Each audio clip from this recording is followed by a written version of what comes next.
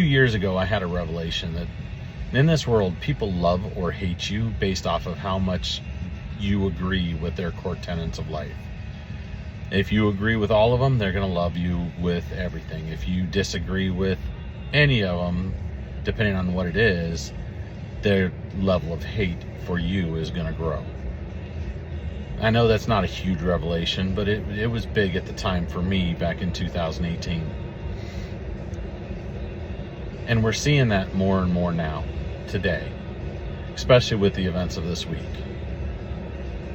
The challenge is our enemies are not flesh and blood. Our enemies are not the people on the other side of the aisle. And when we're watching social media, you see a lot of these political pundits, no matter what side of the aisle you're on, are doing the us versus them, that the other side is evil. And yes, there is evil in this world, but the evil is not other people. It's an unseen force. And as someone who has given his life to Jesus Christ, I am called to love you regardless of anything that you believe, what you've done, or who you are. And that's something I would hope for all of us, is that we could love everybody regardless of who they are, regardless of what they've done, regardless of how we agree with them.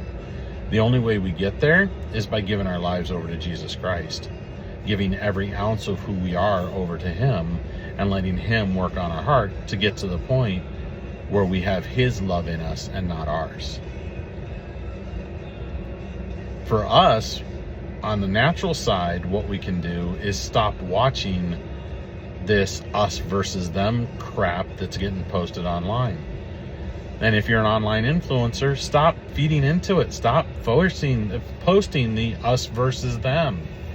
Instead, let's post, how can we love the other person? How can we find out why they believe what they believe? What are the things that we agree on, not what are the things that we disagree on?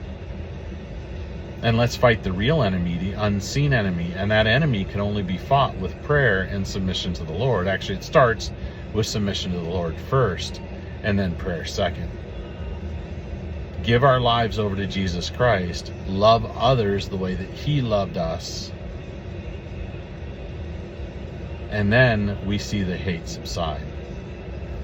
I hope this helps someone.